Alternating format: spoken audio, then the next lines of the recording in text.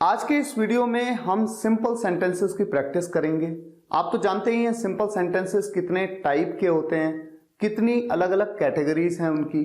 अगर आपने simple sentences के कॉन्सेप्ट वीडियो को नहीं देखा है तो पहले देख लीजिए, तभी आप समझ पाएंगे कि किस तरह से इन सेंटेंसेस को बनाया जाता है। लेकिन फिलहाल आज के इस वीडियो में मैं प्रैक्टिस एक्सरसाइज लेके आया हूं, तो एक एक करके सेंटेंस आपके सामने रखूंगा और रूल्स के साथ आपको बताऊंगा कि कैसे उन सेंटेंसेस को बनाना है। मैं ये तो कह सकता हूं कि आपको कई सेंटेंसेस बहुत इजी भी लगेंगे, लेकिन कुछ सेंटेंसेस ऐसे हो सकते हैं जो आपको भी कंफ्यूज करते रहे होंगे, तो आज वो सब क्लियर होने वाले हैं। तो देखिए, शुरुआत करते हैं। पहला सेंटेंस आपकी स्क्रीन पे है। इस अलमारी में 4 किताबें हैं। अलमारी यानी कि एलमीरा, जिसे आप इंग्लिश में कबर्ड भी कहते हैं।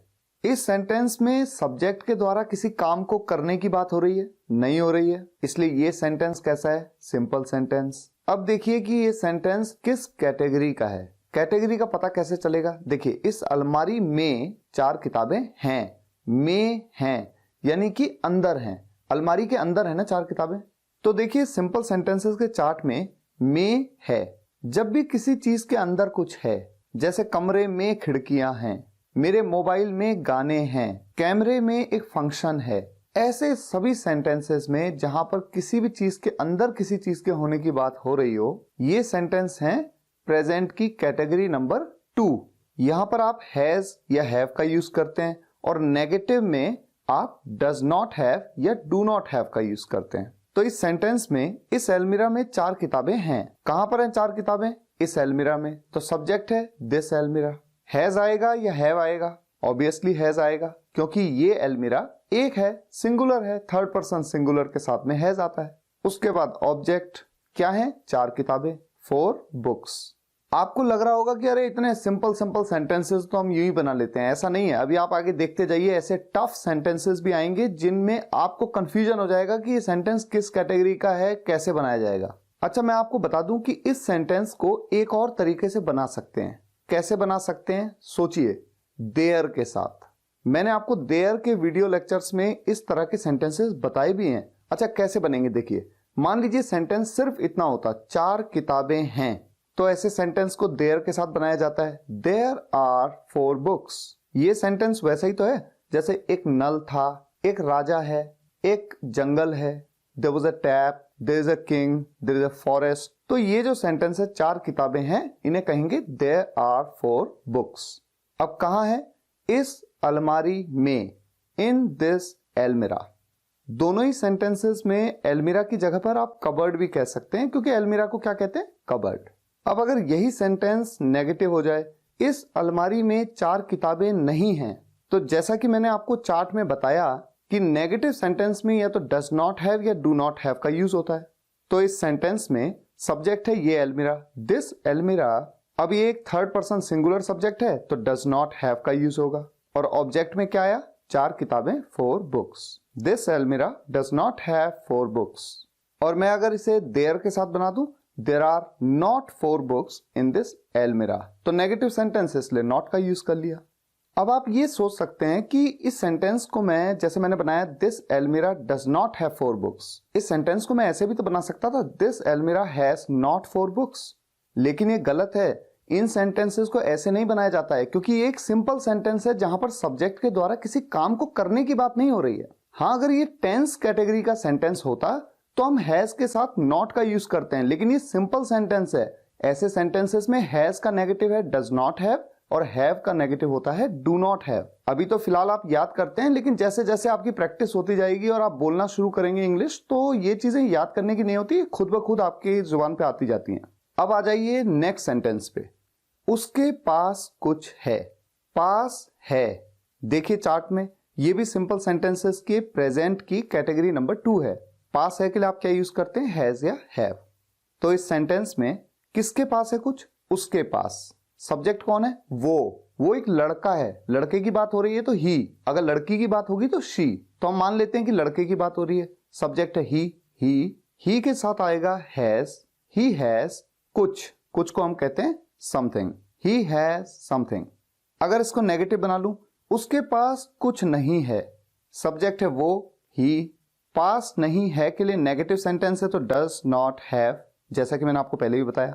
और कुछ को आप कहते हैं समथिंग। लेकिन ध्यान रहे, जब सेंटेंस नेगेटिव होता है तो समथिंग की जगह पर हम कहते हैं एनीथिंग। ये एक इंटरेस्टिंग कॉन्सेप्ट है, आपको ध्यान रखना चाहिए। He does not have anything. अच्छा, इसी सेंटेंस को इंटेरोगेटिव कर देते हैं, क्या उसके पास कुछ है? तो जब मैंने कहा था उसके पास कुछ है तो मैंने कहा था ही हैज समथिंग। अब जब मैंने सेंटेंस को क्या से शुरू कर दिया तो ऐसा नहीं है कि आप हैज को शुरुआत में ले आए और आप कहते हैं हैज ही समथिंग। बजाय इसके आपको ये ध्यान रखना है कि जैसे आपने नेगेटिव सेंटेंस में हैज का नेगेटिव बनाया था डज नॉट हैव, यानी कि डज और हैव का यहां पर रोल होगा। शुरुआत में लाएंगे आप डज को और हैव को लाएंगे सब्जेक्ट के बाद में। कैसे? Does he have something, does he have something. ये भी एक कंफ्यूजन है, क्योंकि कई स्टूडेंट्स मुझसे ही पूछते हैं कि सर सब्जेक्ट है ही, तो क्या किसी सेंटेंस में ही के साथ हैव यूज हो सकता है? बिल्कुल हो सकता है। अगर सेंटेंस नेगेटिव हो तो डज नॉट हैव, और अगर सेंटेंस इंटेरोगेटिव हो तब भी तो आप देख रहे हैं यहां पर हैव का यूज हो रहा है। और अगर इसी सेंटेंस में मैं नहीं लगा दूं, क्या उसके पास कुछ नहीं है, तो जो मेरा सब्जेक्ट है ही, उसके तुरंत बाद में नॉट लगा दूंगा, does he not have anything. या मैं एक काम कर सकता हूं, नॉट और समथिंग को मिला भी सकता हूं और नथिंग कह सकता हूं, डज ही हैव नथिंग। अब अगर मैं कह दूं उसके पास क्या है, अब आप देख रहे हैं यहां पर क्या कहां पर आ रहा है, बीच में आ रहा है, शुरुआत में नहीं आ रहा है। ऐसे में आप जानते हैं कि आप WH फैमिली व्हाट का यूज करते हैं। व्हाट के बाद आएगा डज, उसके बाद सब्जेक्ट ही और उसके बाद have. What does he have. इसी तरह से अगर मैं कहता उसके पास कितने पेन हैं, तो कितने पेन के लिए मैं कहता हाउ मेनी पेन्स। ये मेरा WH फैमिली का मेंबर है। उसके बाद फिर उसी तरह से does he have, how many pens does he have. अब देखिए नेक्स्ट सेंटेंस, उसके पास क्या क्या है। यहां पर मैंने कहा क्या क्या, क्या के लिए तो आप कहते हैं व्हाट, क्या क्या के लिए क्या कहते हैं what all does he have. उसके पास मेरा पेन क्यों है, क्यों को हम कहते हैं व्हाई डज ही हैव। अब यहां पर ऑब्जेक्ट में क्या है, मेरा पेन, my pen, why does he have my pen. Next sentence, तुम्हारे पास क्या है। अब यहां पर क्या के लिए व्हाट, उसके बाद डज लगा लूं, चलो लगा देते हैं। उसके बाद सब्जेक्ट कौन है, तुम्हारे पास क्या है, सब्जेक्ट कौन है, तुम को हम क्या कहते हैं, यू, उसके बाद हैव। लेकिन अब इस सेंटेंस में एक प्रॉब्लम है, जब आप देखते हैं आपका सब्जेक्ट है यू, तो यू के साथ तो हैव का यूज होता है, और हैव का जो नेगेटिव होता है वो मैंने आपको क्या बताया था, डू नॉट हैव। तो ऐसे में यहां पर डज नहीं आएगा, क्या आएगा, do. What do you have.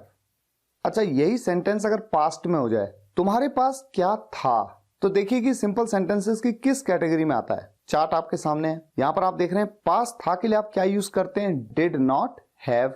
तो जब आप इस सेंटेंस को इंटेरोगेटिव में बना रहे हैं तो क्या के लिए व्हाट के बाद डिड, और डिड के बाद सब्जेक्ट है यू, और उसके बाद क्या आएगा, have. What did you have. उसके 3 भाई बहन हैं। ये सेंटेंस किस कैटेगरी का है, चार्ट में देखिए। जब भी हम कहते हैं कि भाई बहन हैं, दोस्त हैं, अंकल हैं, दादी हैं, दादा हैं, ऐसे में ये कैटेगरी क्या है, प्रेजेंट की कैटेगरी नंबर 2।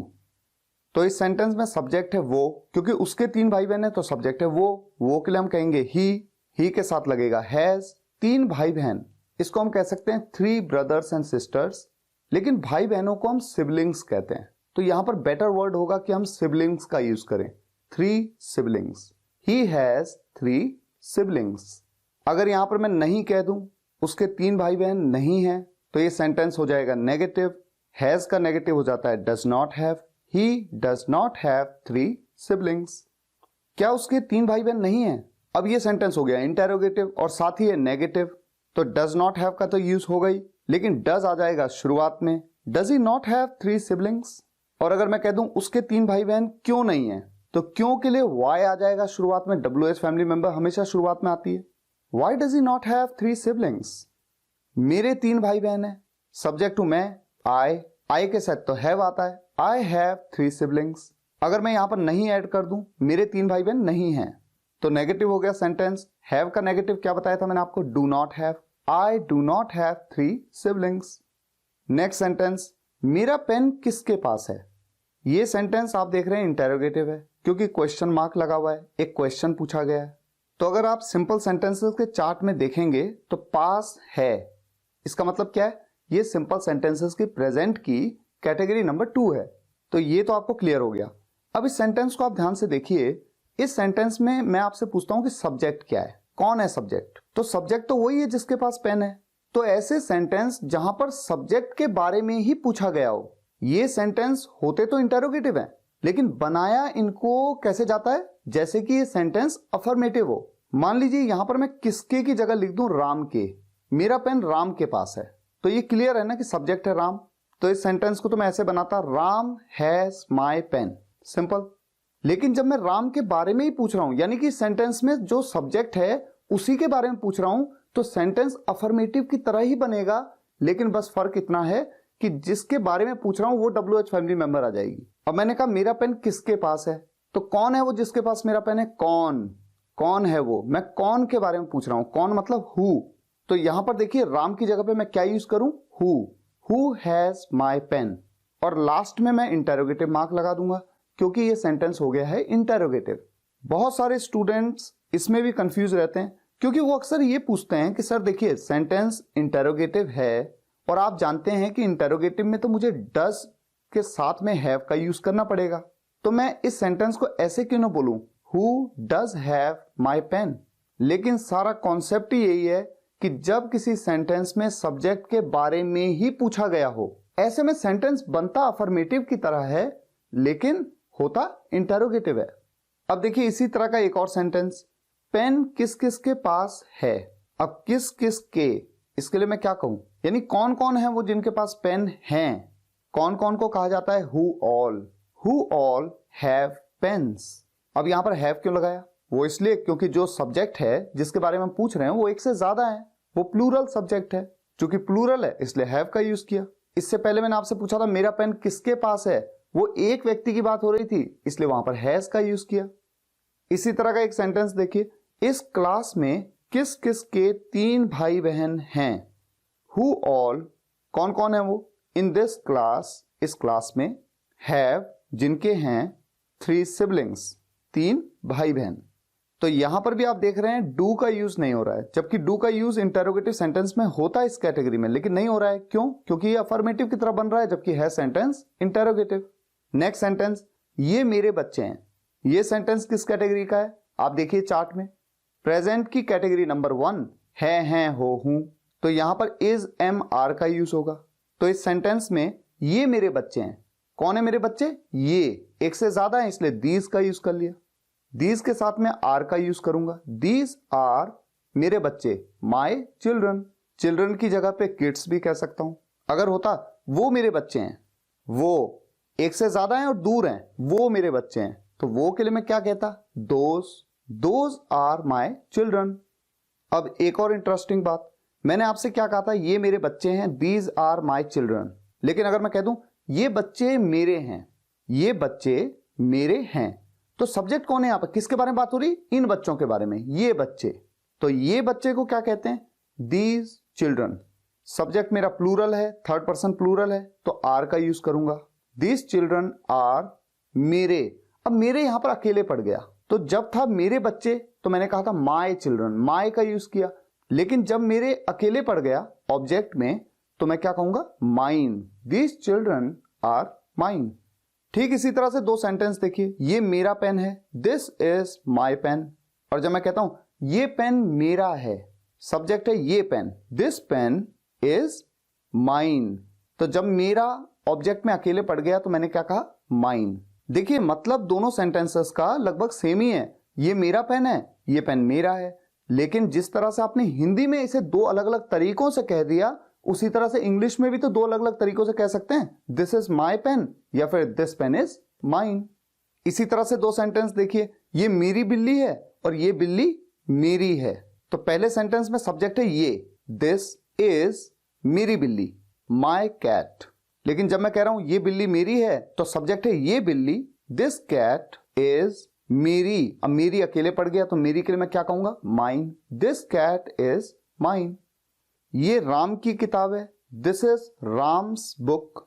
राम की, तो जब भी किसी व्यक्ति की कोई चीज है ऐसे में आप अपोस्ट्रोफी एस का यूज करते हैं।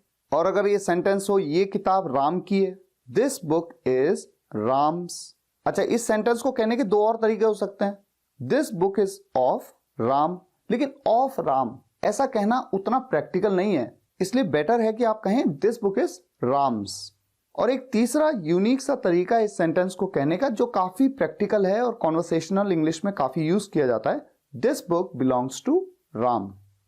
जैसे कि मैं कहूं ये कहानी किसी और की है, सब्जेक्ट है ये कहानी, दिस स्टोरी इज है किसी और की, किसी और की, यानी कोई और जब होता है तो क्या कहते हैं समवन एल्स, तो यहां पर क्या कहेंगे समवन एल्स इज। कहने में ऐसे भी कह सकते हैं this story is of someone else. हालांकि जैसे मैंने बताया ये उतना प्रैक्टिकल तरीका नहीं है। और एक मैंने आपको कॉन्वर्सेशनल इंग्लिश में बड़ा यूनिक सा तरीका बताया, this story belongs to someone else. Next sentence, बच्चे किसके साथ हैं, ये एक इंटरोगेटिव सेंटेंस है। किसके साथ, किसके साथ को हम कहते हैं विद होम, बच्चे हैं एक से ज्यादा तो आप यूज करेंगे are the children, with whom are the children. अगर मैं कहता कि राहुल किसके साथ है तो मैं कहता विद होम इज राहुल, क्योंकि राहुल तो एक है, थर्ड पर्सन सिंगुलर सब्जेक्ट है इसलिए इज का यूज कर लेता। नेक्स्ट सेंटेंस, मम्मी के पास पैसे नहीं हैं। इस सेंटेंस में देखिए पास नहीं है, चार्ट में देखिए पास है, इसके लिए क्या यूज कर रहे हैं हैज या हैव, उसका नेगेटिव क्या है डज नॉट हैव या डू नॉट हैव। मम्मी तो एक ही है ना, तो सिंगुलर सब्जेक्ट है थर्ड पर्सन सिंगुलर, तो डज नॉट हैव का यूज करेंगे। Mummy does not have money. Next sentence, वो किसके पापा हैं, यहां पर आया हैं तो सिंपल सेंटेंस चार्ट को देखिए है हो हूं, प्रेजेंट की फर्स्ट कैटेगरी जहां पर आप इज एम या आर का यूज करते हैं सब्जेक्ट के हिसाब से। अब ये सेंटेंस जो इंटरोगेटिव है किसके पापा, किसके पापा को हम क्या कहते हैं हुज फादर, किसके पापा। अब इज का यूज करूं या एम का यूज करूं या आर का यूज करूं, तो किसी एक व्यक्ति की बात हो रही है इसलिए इज का यूज करता हूं, हुज फादर इज वो मतलब ही, हुज फादर इज ही। और अगर इसी सेंटेंस को मैं कह दूं वो किस लड़की के पापा हैं, तो यहां पर मैं हुज गर्ल्स फादर ऐसा नहीं कहता हूं, आप कहेंगे which girl's father, which girl's father is he. अच्छा, ऐसा कहना ग्रामेटिकली सही है लेकिन ये सेंटेंस उतना प्रैक्टिकल नहीं है। जब कॉन्वर्सेशनल इंग्लिश में मान लीजिए मैं इंग्लिश बोल रहा हूं या आप इंग्लिश बोल रहे हैं तो जनरली हम इस तरह से सेंटेंस को बोलना पसंद नहीं करेंगे, बड़ा अटपटा सा लगता है। रादर हम इस सेंटेंस को कुछ इस तरह से बोलेंगे, he is the father of which girl, he is the father of which girl. अच्छा, नेक्स्ट सेंटेंस भाई, तुम किस शहर से हो, तुम किस शहर से हो, किस शहर से, from which city are you. अब यहां पर एक इंटरेस्टिंग चीज आपको पता होनी चाहिए, जब भी किसी इंटेरोगेटिव सेंटेंस की शुरुआत किसी WH फैमिली मेंबर से हो और उस WH फैमिली मेंबर का पहला वर्ड, जैसे यहां पर WH फैमिली मेंबर पूरा बन जा रहा है फ्रॉम विच सिटी, इसका पहला वर्ड क्या है फ्रॉम, ये एक प्रेपोजिशन है। ऐसे में जब हम इंग्लिश बोलते हैं, यहां तक कि लिखते भी हैं एडवांस इंग्लिश में, आप क्या करते हैं फ्रॉम को लास्ट में ले आते हैं। कैसे, which city are you from, ऐसा आपने अक्सर सुना भी होगा। जैसे आपसे कोई कहता है आप कहां से हैं, तो इंग्लिश में ऐसा कहने के बजाय कि फ्रॉम वेयर आर यू, ऐसा कहने के बजाय ये कहना ज्यादा आपने सुना होगा where are you from, where are you from, क्योंकि यहां पर भी WH फैमिली मेंबर की शुरुआत किससे हो रही है फ्रॉम से। फ्रॉम एक प्रेपोजिशन है तो सेंटेंस के एंड में उसे ले आए। नेक्स्ट सेंटेंस, रवि घर पर सोया हुआ है। इस सेंटेंस में रवि है, रवि इज, सोया हुआ, सोया हुआ के लिए एक पर्टिकुलर वर्ड यूज किया जाता है अस्लीप, एट होम, घर पर। अगर आप ये सोचें कि यहां पर तो सोना आ रहा है, सोना तो एक वर्ब है, एक क्रिया है, तो ये सेंटेंस टेंस कैटेगरी का सेंटेंस है, तो ऐसा नहीं है। टेंस के सेंटेंसेस तो वो होते हैं जहां पर सब्जेक्ट किसी काम को कर रहा है, करता है।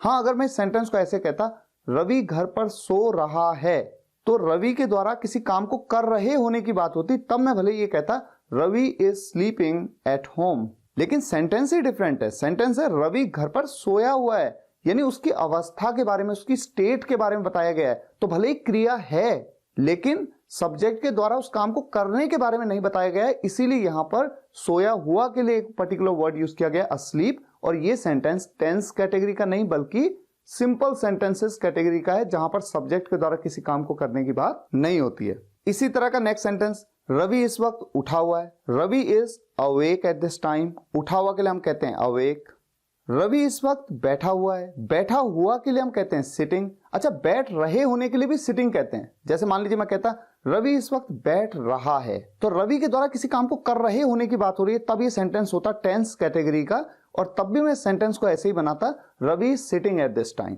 तो इंग्लिश के इस कंफ्यूजन को देखिए, यही चीजें तो हैं जो कंफ्यूज करती हैं कि रवि इस वक्त बैठा हुआ है के लिए भी मैं कह रहा हूं Ravi is sitting at this time, और रवि इस वक्त बैठ रहा है के लिए भी मैं कह रहा हूं Ravi is sitting at this time. यानी कि इंग्लिश में दोनों सेंटेंसेस को बनाने का एक ही तरीका है, लेकिन हिंदी में दो अलग अलग तरीकों से बनाया गया है। रवि इस वक्त खड़ा है, Ravi is standing at this time. यहां पर देखिए स्टैंडिंग, खड़े होने की अवस्था के बारे में बात हो रही है, तो स्टैंडिंग का यूज हुआ। जबकि अगर मैं ऐसा कहता रवि इस वक्त खड़ा हो रहा है, रवि के द्वारा किसी काम को कर रहे होने की बात होती, तब भी इस सेंटेंस को ऐसे ही बनाता Ravi is standing at this time.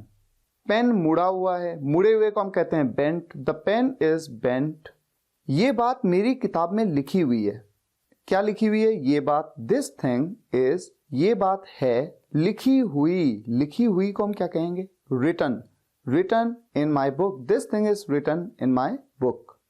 ये बात इस किताब में छपी हुई है, this thing is printed in this book. छपी हुई के लिए प्रिंटेड।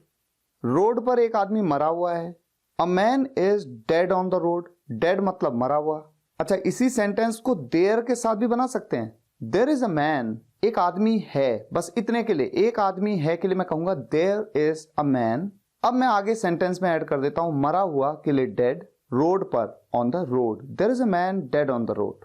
तो ये सब चीजें प्रैक्टिस से आती हैं कि किस सेंटेंस को आप देयर के साथ बना पा रहे हैं, किस सेंटेंस को नहीं बना पा रहे हैं।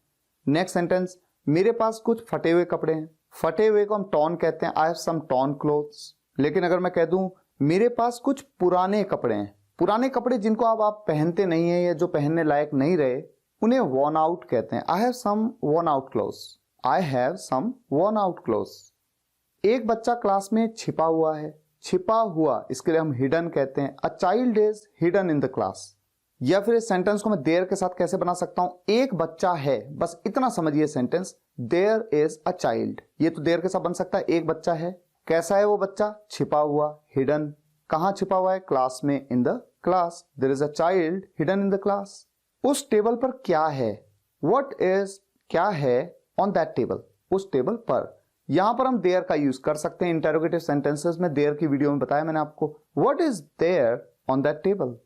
मैं इस फोटो में नहीं हूं, I am not in this photograph. ये तो बड़ा सिंपल है, यहां पर आप देयर का यूज कर सकते हैं। I am not there in this photograph. ये सब बातें देयर की वीडियो में बताई है मैंने आपको, तो इनको रिपीट नहीं कर रहा हूं कि ऐसा क्यों।